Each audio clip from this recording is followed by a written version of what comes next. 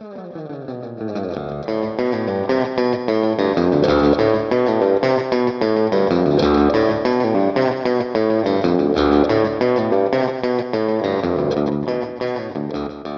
and welcome to Woman Inherits the Earth, a mother-daughter podcast about the representation of women in movies and television.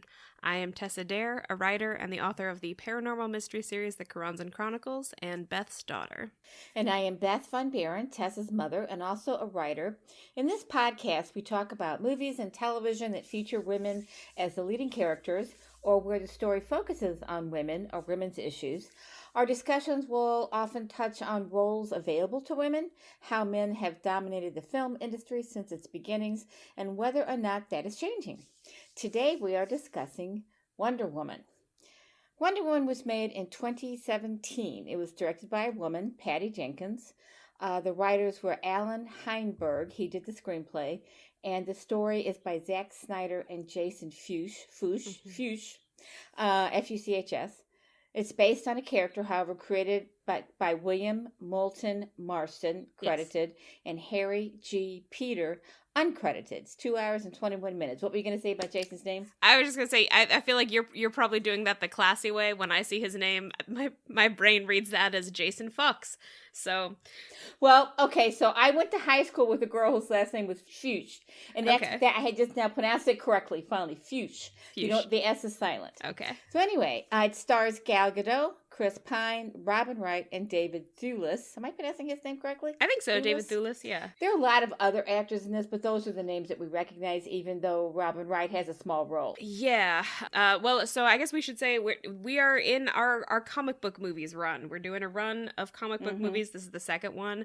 If you missed our Black Panther episode, you should go and listen to it. Totally. You should totally go hear it. Yeah, we really liked that movie. I think we're both probably not gonna be as into this movie as that one.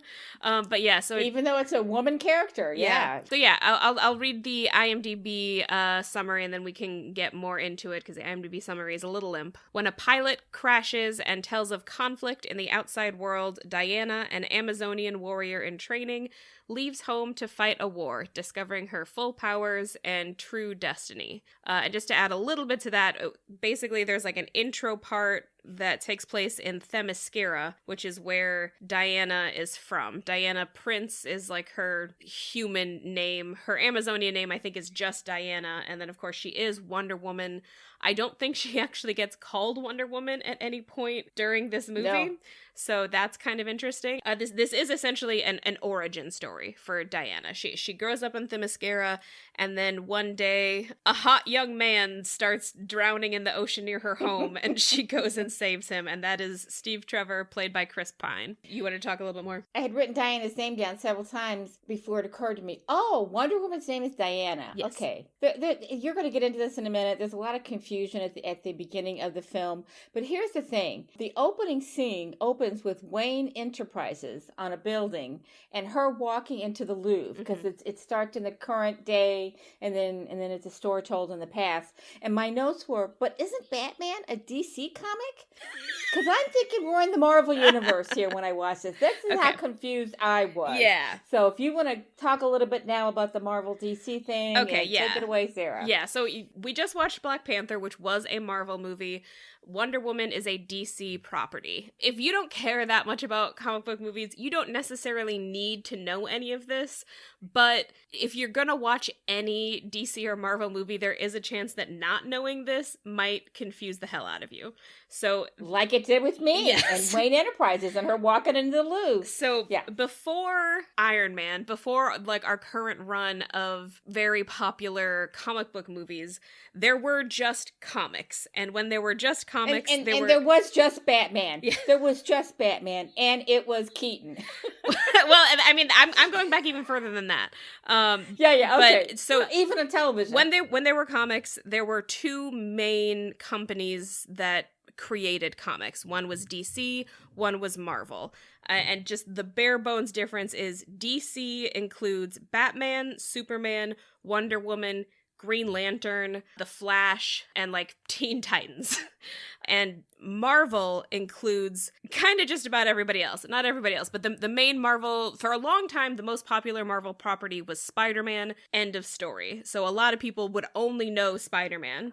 Nowadays, your main Marvel characters are going to be Iron Man, Thor, Captain America, Spider-Man, Black Panther, Captain Marvel, Shang-Chi. And nowadays, you're probably going to be more familiar with Marvel.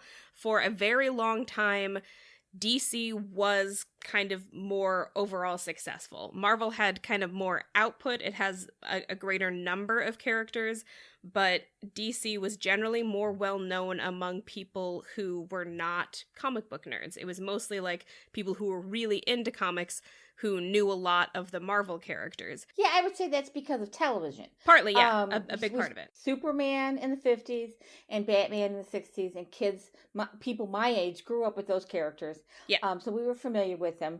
Now, the people like your father, on the other hand, who were really into comic books, understood the difference, between the DC and the Marvel characters. But your father was a DC guy. I mean, he was and he wasn't. Dad was a Jack Kirby guy, and Jack Kirby worked for both. He was a Jack, yes. That's true. Okay. And Jack Kirby worked for both at different points in his career, but most of Jack Kirby's well-known work is associated with Marvel. Jack Kirby didn't create a lot of the big characters for DC. He went to DC a bit later in his career, I believe. Unfortunately, my dad is not around to clarify this story for me, but I believe he went to DC because he was mad at Stan Lee. So there's a lot of deep lore to know about Marvel. The main two guys who are responsible for a lot of the creative output of Marvel are Stan Lee and Jack Kirby. There are also other people like Steve Ditko. I'm gonna try to not go too deep into that. Well, but this will tell you why there's a lot of, at least originally when the Marvel thing started to erupt, I guess, I'm not even sure now, 10, 15 years ago, 20 years ago, when those movies started getting made and Stan Lee was getting a lot of credit for them, there was a lot of anger from people who really understood the comic book history. Yeah. And eventually, they had to give Jack Kirby higher billing. Yeah. And it wasn't because Kirby asked for it. He had no legal rights to it. It was the fans. They also, were pissed off. He was dead, I'm pretty sure, by the time that happened. He might have been. He might have been. I should also say X-Men is a Marvel property. Probably the best one, in my opinion. Yeah, I've always been pretty into the X-Men. If I had to pick like a particular comic book property that I'm like most invested in, I would say X-Men. And interestingly, I feel like the X-Men movies are part of what paved the way for our current renaissance of, it's not really a renaissance because there wasn't an original one, but our current kind of glut of comic book movies. I feel like the X-Men movies, even though they sort of weren't really a part of that, I feel like they sort of paved the way for it, because prior to the X-Men movies, there had really only been successful DC movies and like the Spider-Man movies, but even the Spider-Man movies, nobody really initially expected to repeat that success. They just weren't very good movies. Spider-Man is not a great character. I mean, X-Men, they had, first of all, it was Patrick Stewart and what's the other guy's name? Ian McKellen. Ian McKellen. Yeah. Both great actors, great British, Shakespearean actors, brought a lot of gravitas to the movies. They were great characters.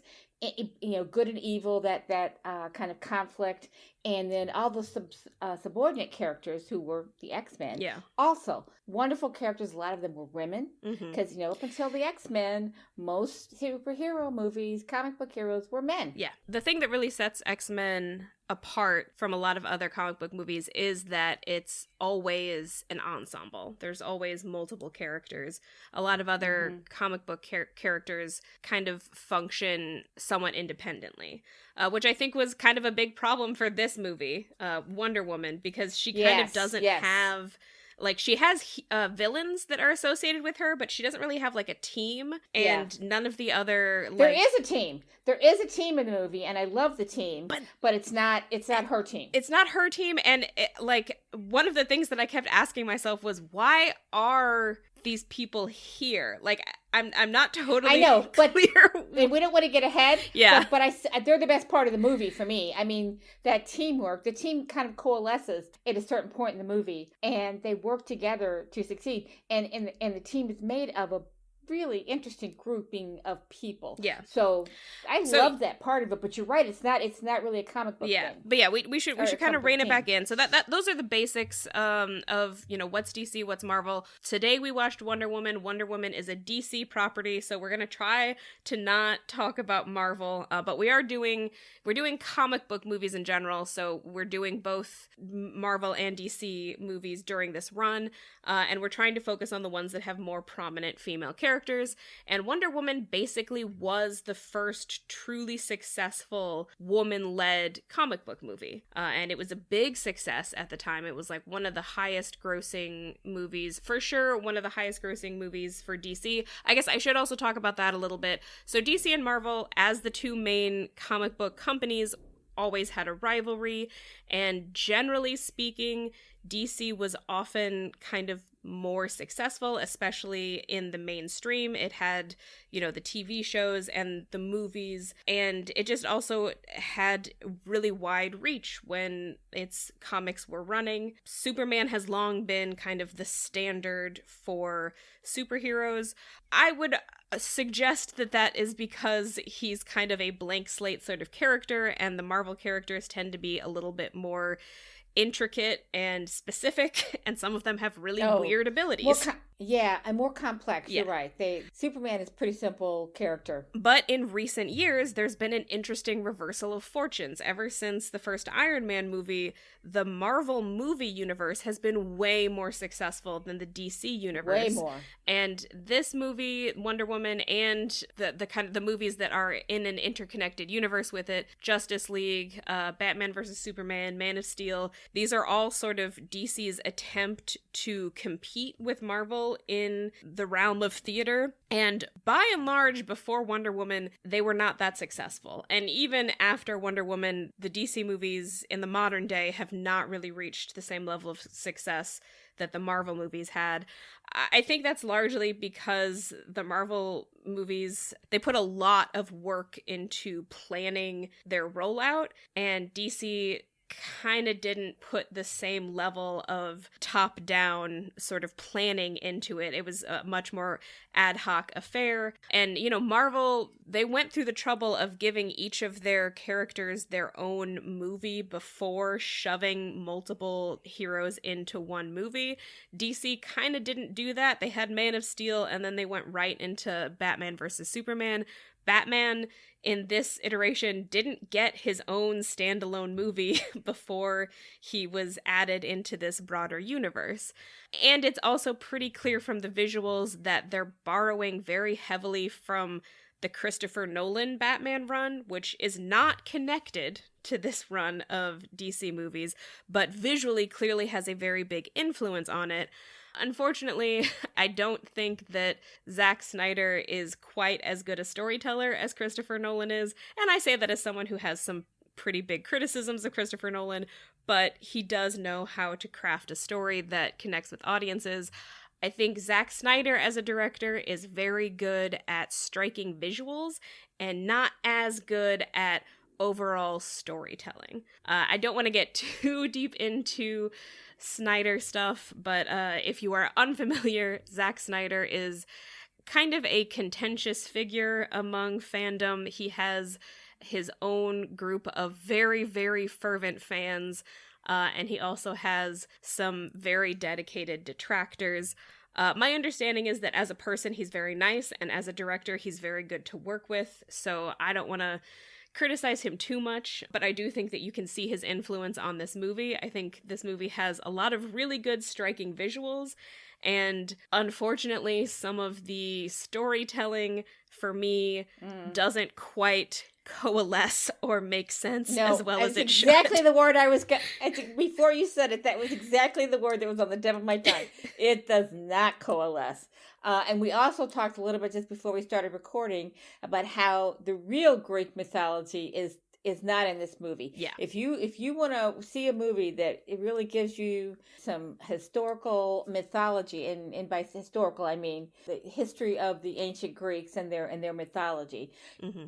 It's not this movie. The Amazons are in here, but it's almost like I'm not even sure how to describe it. They're kind of, they try to make them important to the story, but they're really not important. Yeah. It's Wonder Woman's story, and her origin story has nothing to do with the real Amazon mythology that you can read in Edith Hamilton, by the way.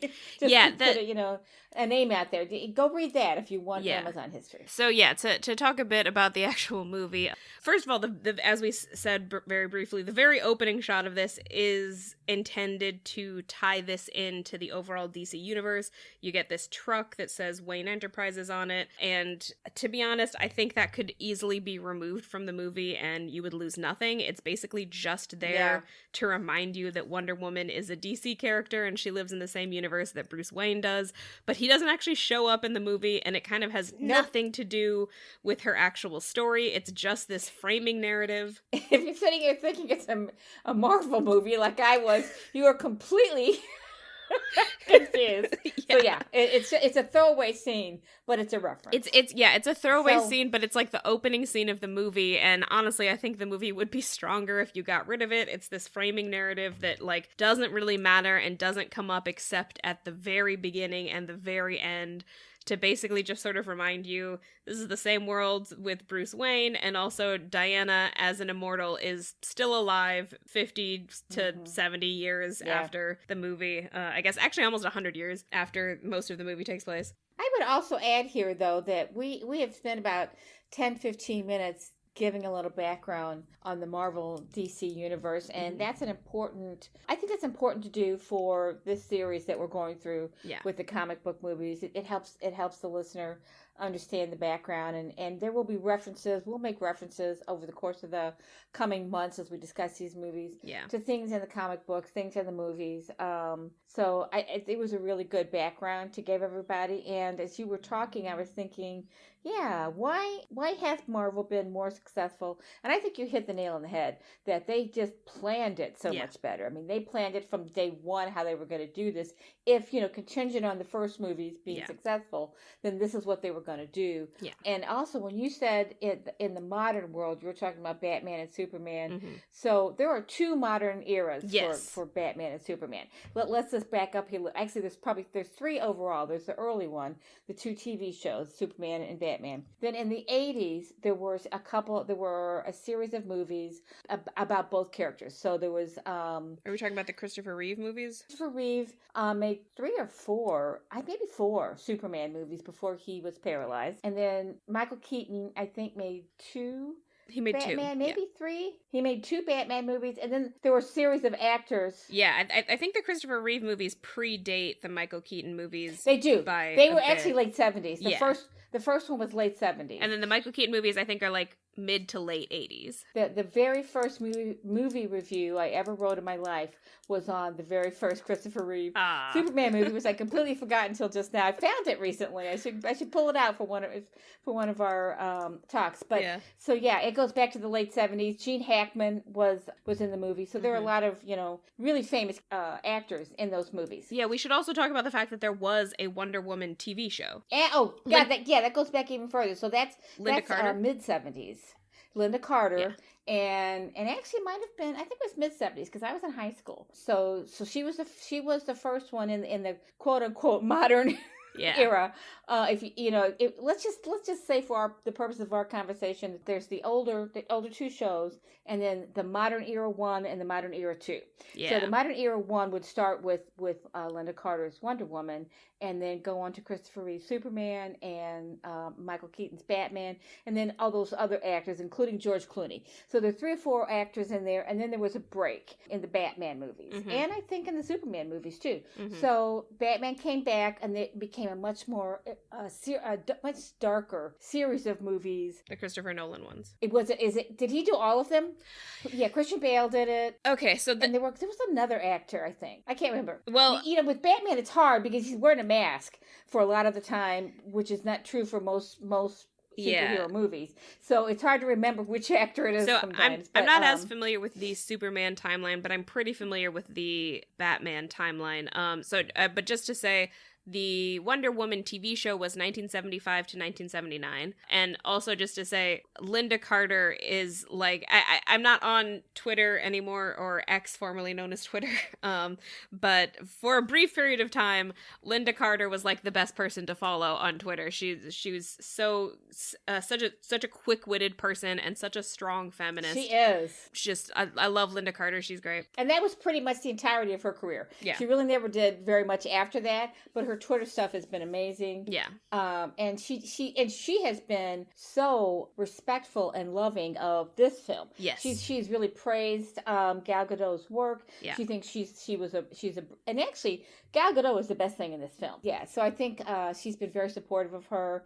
You know, she's older now. She's in her 70s, maybe even close to 80. Yeah. So she knows she can't play it again. But I hope they do another movie that's a little bit better and bring her in as some kind of a... I mean, I think at this point they're probably not going to, because Wonder Woman 1984 did not do very well, and I'm pretty sure DC has basically jettisoned the entire current run, and they're starting over with James Gunn at the head. My understanding is that they're going to try to more closely emulate the Marvel model, and they're going to use James Gunn to sort of head it off. There's been a lot of back and forth about it because a lot of fans are angry about getting rid of the current actors. I haven't followed it that closely because it sounds like a whole lot of fan drama, and I am just not interested in that. But yeah, we're not interested in that. We're interested in the films. Yeah. And actually, so that's we just wanted to give a background on the DC Marvel movie universes. Yeah. And let's get into the movie. Yeah. Go ahead. I was just gonna very quickly go over the Batman stuff. So yeah, there were the two Michael Keaton movies, and then there was a Val Kilmer movie, which is loosely implied to be in continuity with the Michael Keaton ones, but it's not a perfect continuity. And then after Val Kilmer, there was the George Clooney one, which is widely regarded to be one of the worst movies ever made. Oh yeah, he makes fun of himself all the time. Yeah, I was the worst Batman. Yeah, I think supposedly if you go up to George Clooney and tell him that you saw that movie, he'll like offer you your money back. Yeah.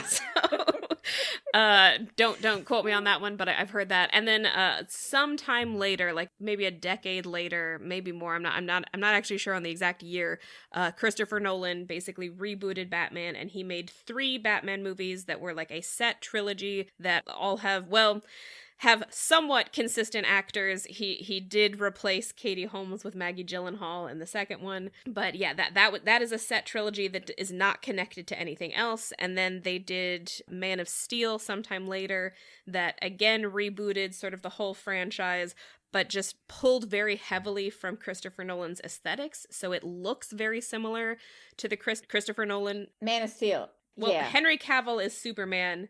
Henry Cavill. But okay. that's Superman, and then Ben Affleck is that version's Batman. Which is a shame, because I understand Ben Affleck was not highly regarded, but Henry Cavill is a great actor, and I didn't see the movie, but he strikes me as somebody who would have been a good Superman. Yeah, I mean, again, like I don't want to harp too much on Zack Snyder, but it is my opinion that if Henry Cavill had had a different director who understood Superman a little bit better, I think he would have been a really great Superman. I have seen Man of Steel, and I can tell you my experience of watching it. As I was watching it, I was like, I think I was enjoying it. And then as soon as the movie was over, I just sat there and thought, I have no idea what happened in that movie. Like in one eye. Okay, and out now the I other. have to see it. Now I have to see it. I'm writing it down. Man of Steel. Well, and I like Henry Cavill. I've only seen him in a couple of things, but the thing that I like him in the most is when he plays Sherlock Holmes and Enola Holmes. Yeah. Enola Holmes' older brother. Yeah. He's great in that, but then those are good movies. Yeah. So, I mean, I like him in The Witcher. I know you are not into The Witcher, but I like him as The Witcher. I did try to watch that. He's good, but it's just not my kind of thing. Yeah. So I couldn't really get into it, but he was good in the one episode I saw. Yeah. All right, so let's talk about Wonder Woman. Okay, so let's talk about Wonder Woman. After the totally unnecessary opening scene, we then cut to Themyscira, Hippolyta, which is basically like a Greek-ish island populated by Amazons who are all immortal. They're all women, obviously, and they don't really need to reproduce because they're immortal. So Diana believes that... So when we first open, Diana is a child, and she's the only child on the island, and she seems to be somewhat... So she's trouble. She's rebellious. She doesn't like and she's problematic. Life, basically, because her mother wants her to learn like a normal child in school, and she just wants to fight and learn to fight and run all over the place. She has ADHD. Like she wants to move her body. And she's very, very powerful even as a child. She's able to like physically escape these adults who are themselves all warriors and very strong, but she's still able to get away from them. She's clever. Yeah. She's clever. She can outwit them without even with no effort. And in fact, her mother can't really train her. She has to have Antiope. Well, okay. Antiope. So this is one of my issues with the opening, is there is this conflict between Antiope and Hippolyta, where Hippolyta, Diana's mother, does not want Diana to be trained. And I'm not sure why. Like, I know what the technical reason is, but it doesn't really make any sense. Antiope does want to train Diana. And just to be clear, I'm pronouncing it Antiope because that's how they pronounce it in the movie. I don't know if that's like the quote-unquote correct way to pronounce it. My impulse is to pronounce it Antiope, but that's probably very American of me. But yeah, Antiope is how they pronounce it. Antigone. Oh, yeah. Antigone is how I keep the Antigone. Yeah. But yeah, so... Antiope is played by Robin Wright. Hippolyta is played by Connie Nielsen. And Hippolyta is Diana's mother. Diana believes that the way she was born was Hippolyta formed her out of clay, and then Zeus gave that clay life. I'm not sure if that is supposed to be accurate, because eventually Ares reveals to her that she is a god, which marks her as different from the other Amazons. We also, like, apart from the fact that Zeus supposedly created the Amazons and also created humans, and seems to be a division there, like Amazons aren't exactly human, even though they look human. Apart from that, we're not exactly sure what the Amazons are, but Diana does seem to be different from them, so the Amazons aren't gods. Diana is kind of stronger and better than them because, as it is revealed in the end, she is a god, which is why she is, quote-unquote, the god killer, because only a god can kill another god. Yeah.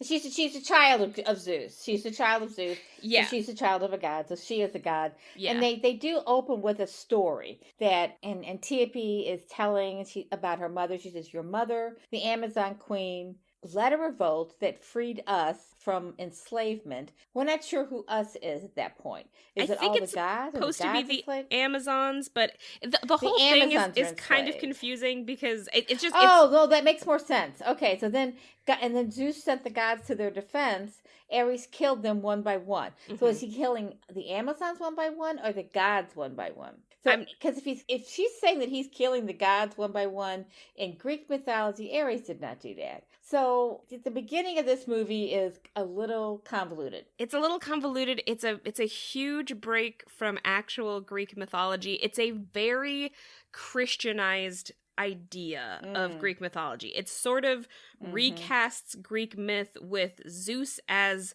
the Christian god and Ares as the Christian Satan. Like, that is kind of how they're telling the story. And it's really weird. That conflict. Like, Ares is actually kind of a minor god. He's like a later addition. He's a god of war. He's like a later addition to the pantheon. I'm pretty sure he's not even in the Iliad and the Odyssey, because that could be. He's a bit of a later addition, and like he is the god of war, but like there's also Athena, the goddess of wisdom and war, who's like one of the much more important gods. Like Athens and the Parthenon are both devoted to Athena. Isn't Athena Diana though, or is Diana? No, because there's Greek and Diana is Artemis, or Diana is like Artemis. An alternate term for Artemis. Alternate for Artemis, yeah. Okay, so yeah, Zeus. I think you're absolutely right about the Christian thing, because in fact, in my notes I wrote about how there's these two opposing energies. It's good and evil, and that love is really what kills the evil in the end. But it finds its birth in Diana. So, yeah, I mean, you're right. It's a Christian story. It's clear that they chose Ares because they want this to be about war, and much of the movie takes place during World War I, so that makes sense. Yeah. It's interesting because we often in popular culture get a Christianized version of Greek myth, but usually the stand-in for Satan is Hades, because he's the god of the underworld. So that kind of works a little bit better with our Christian conception of Satan. But when it's set during World War I... Yeah. But interestingly, Ares as a character is a big antagonist in the TV show Xena, which kind of shares a lot of visual similarities. Let's not get into Xena, please. I'm just saying, it visually looks very similar to Wonder Woman. They have a very similar aesthetic. Yeah, it does. Very, yeah. And it was a kind of when Wonder Woman went off the air, I mean, when you grew up in the 60s and 70s and there were so few women on TV who weren't cops or doctors or nurses. Actually, no, cops or nurses. So in the early 70s, they were all nurses and secretaries. And then we started getting cops and detectives. But to see a show like Xena, and this was on when you were a child, so that would have been the 90s, that was wonderful to see. I mean, to see this strong woman. And it's an unusual, it was an evolution of female characters. Although the stories were kind of ridiculous. But, I mean, it's a very silly show, but I will say, similar to this movie, Lucy Lawless is fucking amazing in that show. She is so fun to watch. So great. It's just the stories were not that great. They kind of reminded me of Land of the Lost. It was a show on Saturday mornings. Yes. It was just so...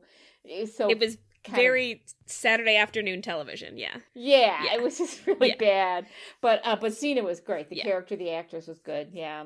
But so we start off in Themyscira, and we watch Diana grow up. And my complaint is basically that I think this conflict between Antiope and Hippolyta is kind of nonsensical and also kind of unnecessary. Like the part in Themyscira, you don't really need there to be a conflict there. That's her world before the conflict shows up. The conflict is, I keep wanting to call him Trevor Noah, is Steve Trevor showing up and pulling her into the world. Prior to that, you don't really need there to be much of a conflict, and Hippolyta's point of view makes no sense because canonically she knows that Diana was created to kill Ares and that eventually that conflict is going to happen, so why doesn't she want Diana to be trained to fight him? And why does she keep it a secret? Why is there a secret? They don't want to tell her. They don't want to tell her what her true purpose is and why she's here. They just want her to have and every parent wants that. Every parent wants their child to have a loving, normal childhood. Sure. And to have fun, but also to get an education. And she wants to protect her. That's a natural mother's thing to do. But when you know what your child's destiny is, where is this conflict coming from? She knows. Not only does she know what her child's destiny is, but also she can see that her child wants to learn to fight. Like, imagine if you had a daughter who, like, wanted karate lessons more than anything. And your thought is, I don't want her to learn karate because someday a man might attack her and her learning karate will somehow make that more likely to happen. What? Not only that, but Amazons are warriors. Yeah. They are a warrior tribe. Yeah. Why would the queen of a warrior tribe not want her child to learn how to be a warrior? Yeah. It makes no sense. So weird and so unnecessary. And the part in Themyscira is like so short that it's just like, I don't know why you wanted to inject this unnecessary conflict in. and actually just the whole setting on this island seems they spent a lot of time there. So first of all, the movie is too long. Once again, it's about half an hour too long. But the first 20-30 minutes are on this island. And I have in my notes, it's yet another mythical, isolated community of warriors. And did we need that? I mean, they could have shown them a little bit and then moved on with the story. I think they spent a lot of time on it. Yeah, I mean, again, like, I think the conflict part was unnecessary. I think you need some of it just because that is Wonder Woman's backstory. She is an Amazon. You need a little bit of it, yeah. Since this is Wonder Woman's origin story, you do need some of it. I just feel like, the conflict is unnecessary. They could have focused a little bit more on what parts of the world they're trying to protect Diana from, instead of focusing on, we're going to keep her from learning to fight, even though eventually she's going to have to fight. It's a little confused.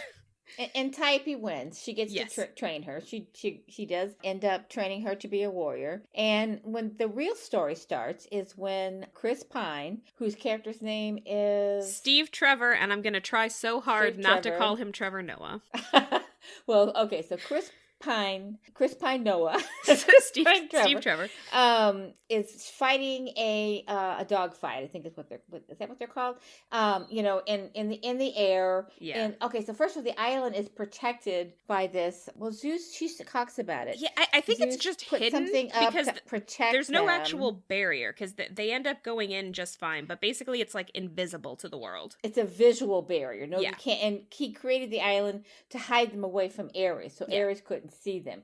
If you knew it was there, you could find it because the barrier is not physical. And this was over 2,000 years ago, so it was prior to the existence of like planes. Yeah, but Zeus was all knowing. Didn't he see that planes were going to happen someday? Anyway, okay, Unclear. Let it go, Beth. So he's flying in a dogfight. He's been a spy behind enemy lines, and he's been found out. I think I got the story right. Yeah.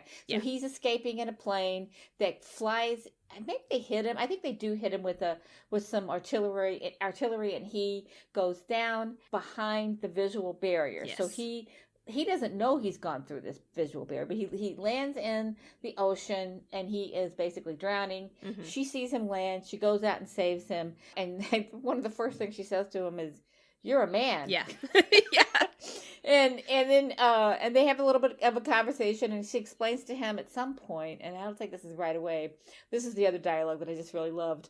"I have no father. My mother sculpted me from clay, and Zeus brought me to life." And Chris Pine says, "Well, that's neat." Yeah, so this is basically how the plot finds Diana.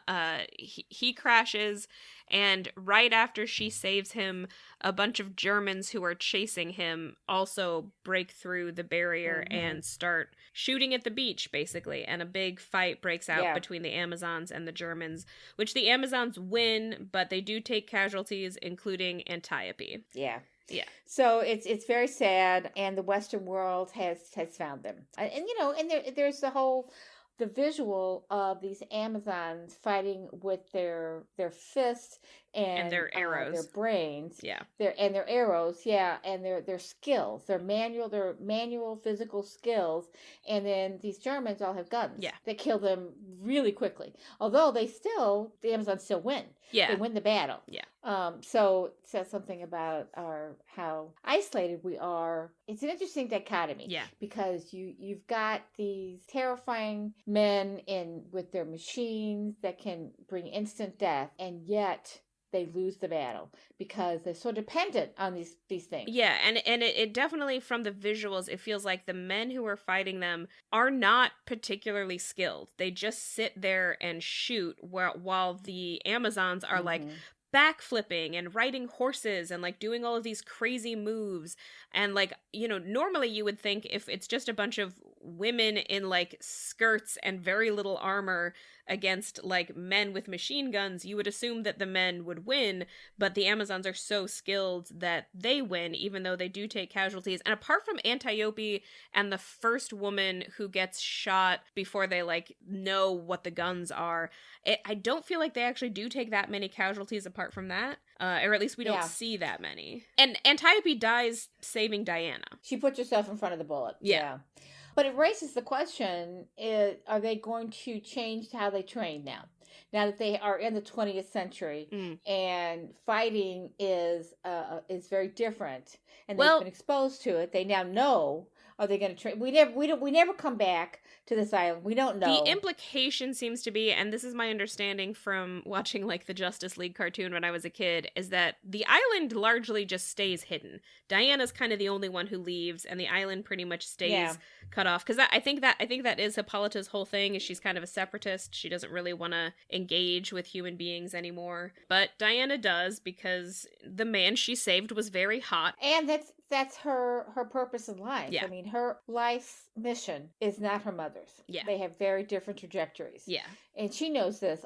She knows it as a child, I think. Yeah. Anyway, so that's how we get started with the story. Yes. And Steve Trevor basically tells Diana. It turns out that he's fighting in World War One, and he tells her about the war, which he refers to as the war to end all wars, which I believe was a common parlance for the war, because World War One was the invention of trench warfare, and it had the greatest loss of life of any single war up to that time, because we had invented these machines. It involved newer ways of killing each other. They didn't yet have the nuclear capabilities, but they had planes, the Blitzkrieg, machine guns, and trench warfare, which, not only, I mean, this movie only touches the surface of the ways that World War One changed death for the world, but what we would probably be more aware of now is that this is also when the Spanish flu took off. That really took hold in the trenches. Yeah. So there were 20 million deaths and 21 million wounded in World War One. And trench warfare is just it's a way of entrenching death. You have two lines of people shooting guns at each other, and basically no one really advances, or if they do advance, then the other side of it, like, there's no real change. It's just a prolonged period of mutual death. And amidst this death, where people are literally in trenches dug in the mud, a disease got loose and spread like wildfire. And that's basically how the Spanish flu was able to catch on the way that it did, because it spread in the trenches. So we don't really talk about any of that in this movie, but he is implying a lot of it, and he is basically telling her that, like, war is happening, and it's happening at a scale that human beings could not previously conceive of. So Diana, hearing this, is like, oh, well, this is definitely the work of Ares, the man that I have been told all my life is, like, the greatest villain, and it is our duty to go and kill him, but if the Amazons aren't going to do it, then I'll do it myself. Which is why it's a little bit weird that the Amazons have avoided telling her, like, they've specifically lied to her and told her that this one sword is called the God Killer, and eventually we reveal that Diana herself is the God Killer. I don't know why they kept that from her, because it's not like she doesn't feel like this is her responsibility anyway, Like, it doesn't really change anything when we reveal that actually she's the God Killer, because, like, yeah, of course she is. She's wanted to do this from the beginning. As soon as she hears about the war, she's like, oh, I've got to go find Ares and kill him. So it's, like, just kind of a weird, unnecessary reveal. Actually, this sword is not the God Killer, because, yeah, who cares if it's the sword? Of course it's Diana. So she goes with him back to the world. They get a boat and they sail back to London, which she remarks is hideous, because of course it is to her. She's from this idyllic Greek island where everything is gorgeous and crystal blue waters and beautiful white cliffs, and then she shows up in industrial World War I London, and it's all like smog and gray. And dark, the difference in light and day. There are a lot of stark contrasts like that in this film. Yeah. And then we go into almost immediately. Well, first of all, he pulls his team together, which is the team that stays with her through the rest of the movie. Although at first she kind of sees them as useless. Yeah. And they're talking at cross purposes a lot of times, because the team and Chris Pine they're talking in concrete terms about politics and guns and just the way they understand war. Yeah. It is politics and money and guns and spying and just that whole culture. She is seeing it from a much more elevated mythical approach, but all I have to do is kill Ares, and then this will stop. Yeah. She doesn't understand, well, okay, so there's a conflict here in the storytelling, and is Ares, there's a kind of question here. Yeah. Is Ares controlling our the future? Is he behind the war? Has he made this happen, or is it mankind? Yeah. And of course it's mankind, but yeah, this is kind of my other big issue with the movie, is that it feels like Diana is basically, she cares a lot about mankind, and she sees them as like the creation of Zeus, and she sees it as her, some of this is kind of unstated, but she seems to see it as her objective to keep them safe. But then a lot of her internal conflict throughout the movie is being faced with the fact that mankind is capable of this level of violence, And she seems to mostly internally deal with that by blaming it all on Aries. And the whole time, Steve Trevor is kind of trying to tell her, like, he doesn't believe that Aries exists, but he's trying to tell her, like, no, people are just capable of this level of violence. And it kind of feels like we should be headed toward an ending where he's right and Aries isn't real. Like, it kind of feels like that's how it should have ended, is she should have just realized, like, either Aries isn't real or he's dead, or he's like the collective spirit of mankind's like ability to conduct violence, and he'll always be around as long as humankind is around, because this is just inside of us. But the way they present him in some ways does work, because in a lot of movies where there's a character that is Satan, he tends to, you know, use his wiles and put himself into places where he can instigate things. That's how he's represented a lot of times. And this is definitely what Aries is doing here. David Thewlis plays Aries, and I forget what his human name is, but he is an important political actor in this story. Sir Patrick. Yeah. Well, and the interesting thing about his character is that he's actually introduced in this meeting of a bunch of old white guys as a good guy, as the person who's arguing for the armistice, which would be a ceasefire. But it turns out that that's basically a trick to allow the Germans to unleash their new chemical weapon. So he says, as soon as we see David Thewlis, and he's this mild-mannered British guy with his wool woven jacket on, tweed jacket, and his hands in his pockets, and you think, oh, look, it's David Thewlis. Oh, he's a bad guy. I knew immediately. He's the bad guy. I'm not sure if he's Aries, but there is something going on here. He is covering something up. And he eventually does say, I'm not what you thought I was. Humans will always be weak, cruel, selfish, and capable of the greatest horrors. He is there to push that a little bit, to instigate, to take advantage of those flaws in humanity. But what's his end goal? Why does he need war to happen? Why does he need people? Why does he want the Germans? Is he then planning to kill the Germans after they kill the Allies? I mean, yeah, his stated goal is kind of nonsensical, but his stated goal is to destroy all of humanity. Like, that's what he says he wants. He wants Diana to join forces with him, and together they can kill all humans and, I guess, rule the empty world on their own. Like, I'm not sure what step 2 is. What's the But my thought about it too was that he kind of represents what a common human behavior, which is to try and find one reason or one person to blame for situations. For things being bad. It's not always one bad guy. Sometimes it's a lot of bad guys. Sometimes it's a situation.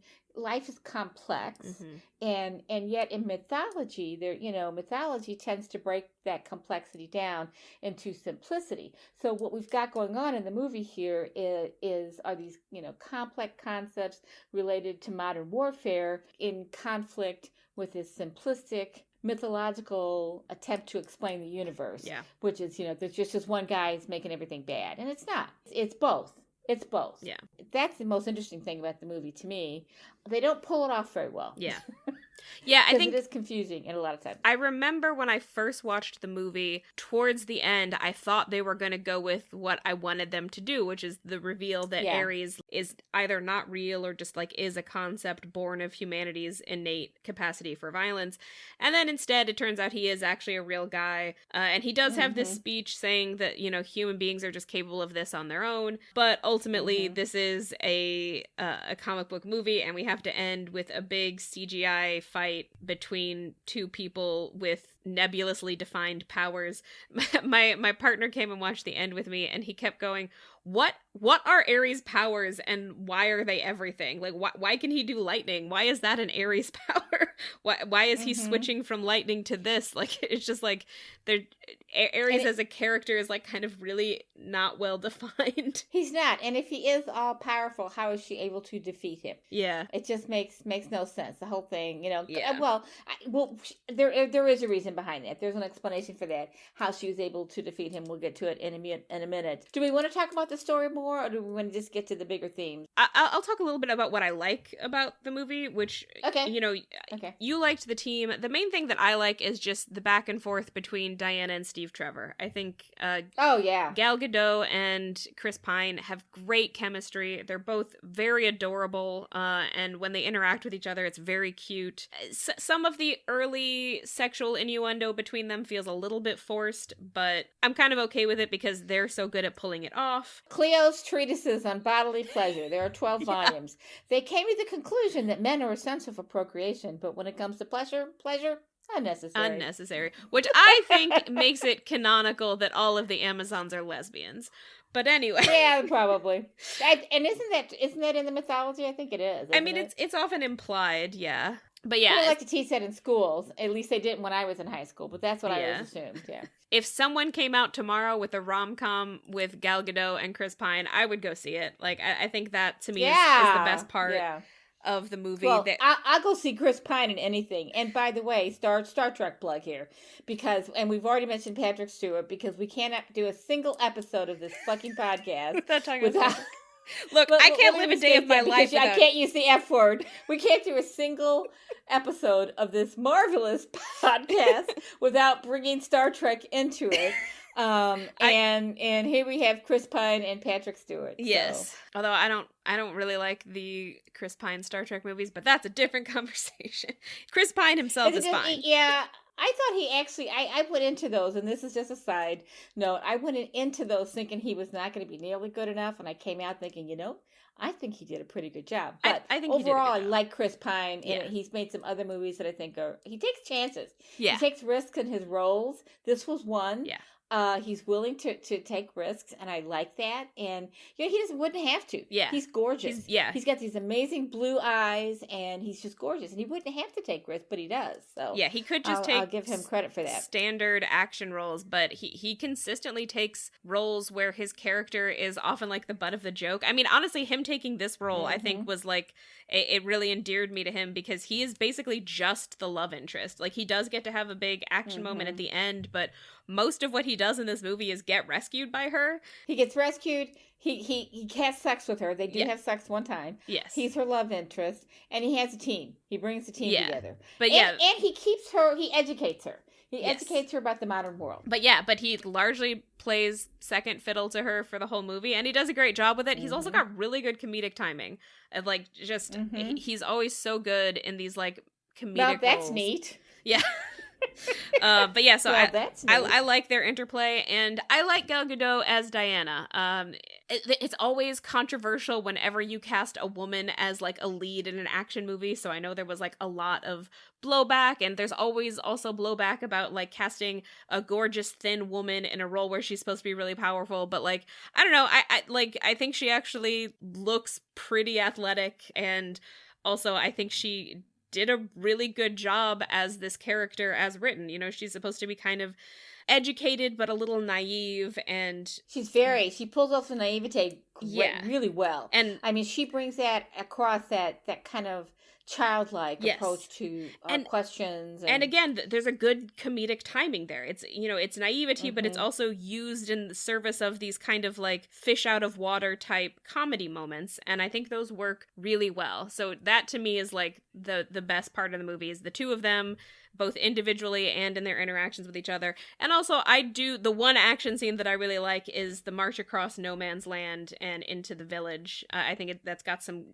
strong visuals. I mean, I will say this time around, while I was watching it, I was like, I'm pretty sure you're just creating a bulge, which is the one thing you're not supposed to do when you're in trench warfare. So in reality, this would not have worked that well, but it works really well on screen, and it's a very fun moment. And, knowing that it's no man's land and she is like coming into it, and like, okay, it's a little bit of that Lord of the Rings moment, I am no man. That moment is a strong moment for me. Unfortunately, I think the whole final fight is like messy and uninteresting. Yeah, and before that too, there's another scene where she is in the council chambers with the generals. Yes. And they want her out of the room. Yeah. And Trevor tells them, no, she has stuff she needs to tell you. But then she also tells the generals that the mad scientist book, which is what the chemistry behind this new weapon, this chemical weapon that they're using. And World War I was the first time chemical warfare was used. Mm-hmm. But the chemical that they have developed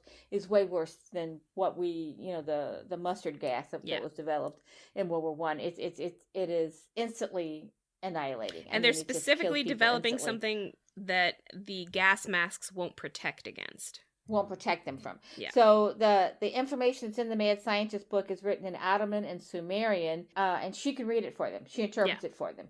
And she does that, and they still want her out of the room. So this is, 1917, 1916, somewhere in there, when women were, in wartime, they might have been stenographers. Mm-hmm. They might have been nurses, but even, a lot of men were medics. Mm-hmm. They were just not involved in war situations. Certainly not in a room full of generals. Yeah. So there's all these generals there, and she's in there, and she's the smartest person in the room. Yeah. And let's talk about the other bad guy, because the other smartest person in the room, in every room she's in, the bad guy, is also a woman. Dr. Maru. She's wearing a mask to cover her, she's been deformed. Yeah. Probably by these chemicals. Well, yeah, which I have mixed feelings about her character, exactly because of that. It feels a little ableist. I always kind of cringe a little bit when you mark one of the villains with a physical disfigurement, because it implies that any person who experiences a disfigurement is evil. We have this long... Or the reverse, that would be the reason that the only reason somebody would be evil is because they're disfigured. Yeah, it's just kind of unnecessary. And it's clearly there to make her seem creepier, which is also kind of, I don't know if ableist is the term, but it's unnecessary, and she's not much of a character. There's not much to her. Yes. I wish they'd given her a little bit more story. Yeah. We assume that the chemicals have disfigured her. We don't really know. They do pull the mask off at the end. It's not that bad. Of course, back then, there was no plastic surgery. But it would have been interesting. This is the only other woman in the movie. Give us her story. After we leave the Amazon, she's the only other. Well, woman. And she is the genius behind these chemicals. Yeah. There's also the secretary. The secretary. She's great. And again, these characters don't get a lot, but on the other hand, the secretary is as interesting and funny as the team that Chris Pine assembles, and yet we don't get much from her. Yeah, all. She doesn't get to go to the front with them. And that the secretary, her character's name is Etta, and she's played by Lucy Davis, who is a pretty well-known character actress. My understanding is that one of her first big roles was in the original version of The Office, the British version of The Office. I think her character's name was Dawn. She was like the Pam of the original version, but she was also in the Chilling Adventures of Sabrina as one of the aunts, and she was so good in that. She's like the main reason to watch that show, to be honest. But yeah, so I just wanted to shout out Lucy Davis. It's a small role, but she's great, and she should be in more things. But yeah. So on the other side, we've got Dr. Maru, who is kind of our secondary villain. But yeah, it feels like her character is underwritten. They kind of use this disfigurement as just sort of shorthand for this is a creepy villain, and it's gross. Yeah, that's it. That's it. And it just really, really bothers me. Yeah. So, but it is a story set in the time when men still ruled the world. Yeah. And yet the two smartest people in this movie are women. Yeah. just say that. So that's kind of good. But anyway, so do you want to, are we done with the story? Should we go into hottest takes, or what do you want to do? Yeah. I think we can kind of wrap up. I mean, we've already kind of talked about the ending. I guess I'll just re-summarize. I found the ending to be a little disappointing. I mean, this was a big criticism of the DC movies for a while, is that they all end in a messy CGI fight in the dark, and this one did that as well. But I do think, I mean, I'm a little bit mixed. I don't like the fight, but on the other hand, you know, it does end with a very emotional moment between Diana and Steve, where he basically sacrifices himself to destroy the toxic gas that Dr. Maru has created. And that is kind of what convinces Diana that humanity is worth saving after all. And I think that part is very good. I sort of wish that they had leaned a little bit more on basically discussion instead of fighting. I wish that it was a little bit more about the philosophies here. That I mean, first of all, I kind of think Ares' character should maybe have been reworked to be maybe like a part of the team. Like the reveal that this guy is Ares is kind of flat because you don't care that much about this character. So like it's supposed to feel like this sort of betrayal, but he's not one of the team that goes with them. He's not that close to them.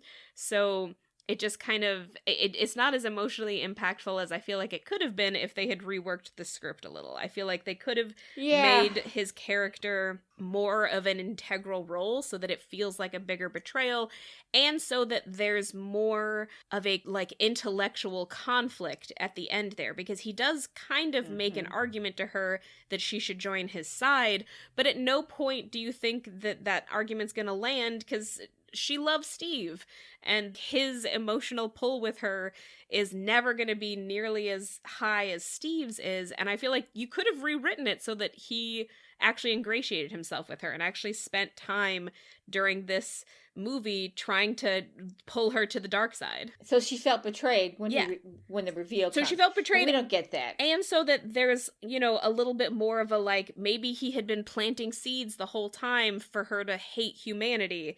And so that there's actually like an intellectual conflict here where there might be some chance that she would actually turn on humanity because of how horrifying the war is. But it just, they don't quite commit to that enough. There are seeds of it, but it's just not fully there. But I do think Steve Trevor sacrificing himself is a very beautiful moment, and I love their relationship. So, you know, mixed feelings. Some good, some bad. Yeah, I agree. I think the character of Ares, Sir Patrick, thinks he's the only one wise enough to see the evil of mankind.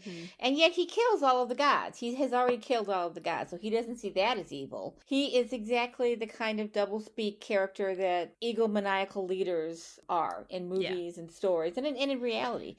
Only I know what is good for all of mankind. That's the kind of hero he is. But in the end, Steve proves him wrong. His love for mankind, for humanity. I'm trying to say humanity instead of mankind all the time. But Steve's love for his community, for the people who are close to him, and everybody that he is trying to save in the war, all of humanity, and also Diana, gives him the strength to give up his own life to destroy the product of this evil. Because these chemicals, if they explode over, you know, any kind of inhabited land, they'll kill everything in sight. So he has to take it out into the ocean and contain it in the plane so it doesn't kill all the fish. I mean, it's a very difficult maneuver. So he has to do it. He has to take the plane down. He has to be in the plane when it hits the water so that it goes into the water. He knows he's going to be killed. And that's the way it always is. You know, a lot of times heroes have to sacrifice themselves for the greater good. I mean, how do they do that? You know, that's one of the questions for me in this film is, how does a person do that? Even though you know it's the right thing, how do you face your own death in this manner? I think that's really difficult. But it's love, it's our connection that creates that kind of strength. It's not hatred. It's the opposite of hatred. And it's not about what we deserve. Yeah. You know, humanity is not perfect. Far from it. It's about what you believe. And these people, both these characters believe in love. And that allows her, that love, when she realizes that what she believes in is love, allows her to absorb Ares' power. Yeah. And that's how she defeats him. So that's the end of it. And I love all that, but I have questions about it. And we do this thing called Hottest Takes. So I have some Hottest Takes. First question was, are men necessary? I think that's something that the Amazons believe the answer to be no.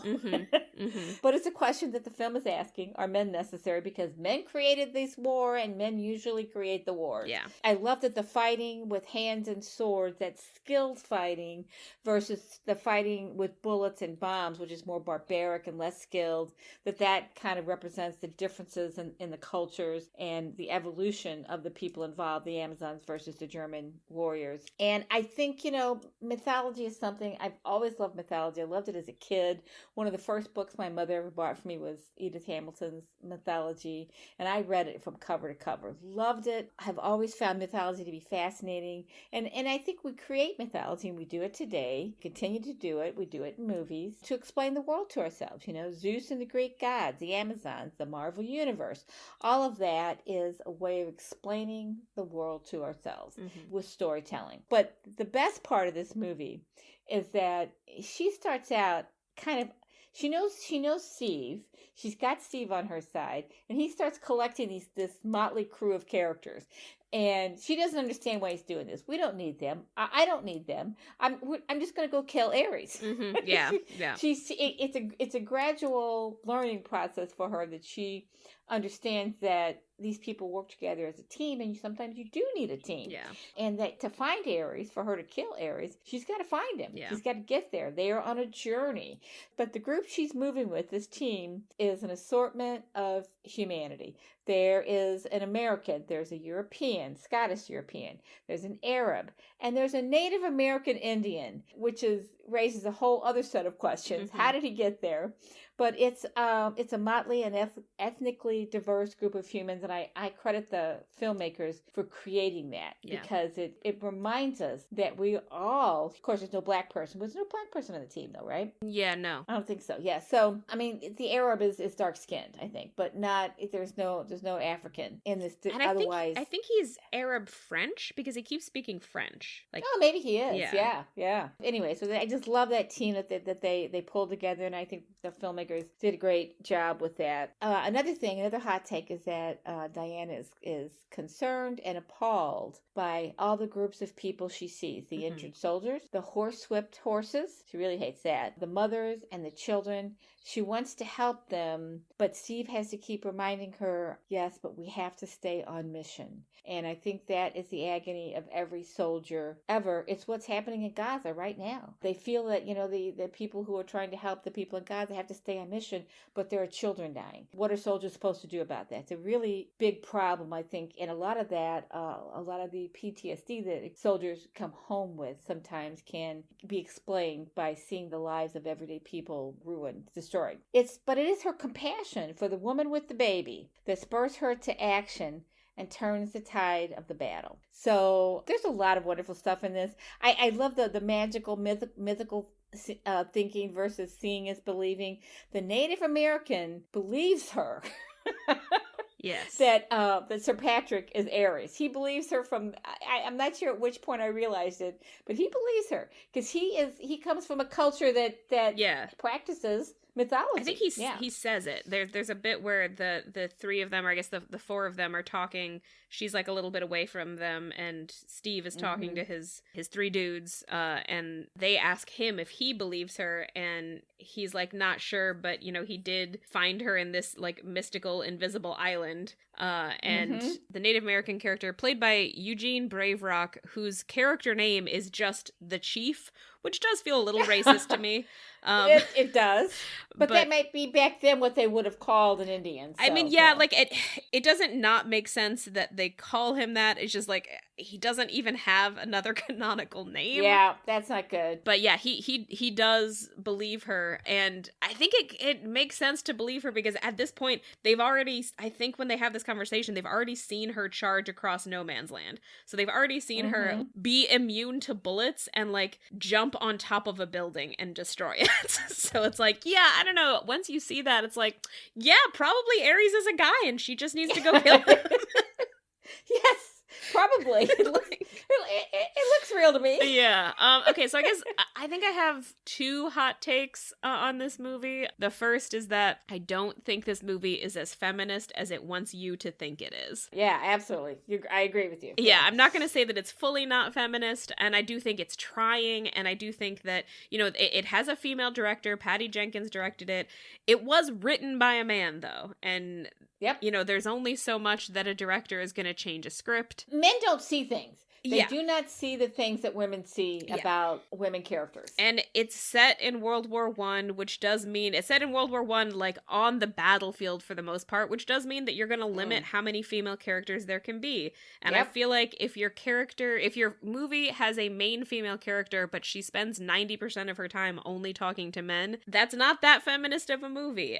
I'm not going to say that she's spending her whole time convincing them that she's not this silly little woman who needs to be sitting at home knitting. Exactly. She's spending the whole movie convincing men to let her fight. So I'm not going to say that it's totally not feminist, and I don't want to take away from the fact that it was a woman-led superhero movie that made so much money. I think that's all great, and it's an important stepping stone, but, you know, this is not the be-all, end-all feminist movie. I mean, at some point we're going to cover Birds of Prey, which I think is a much more successfully feminist movie. Well, and also she's kind of childlike through most of the movie.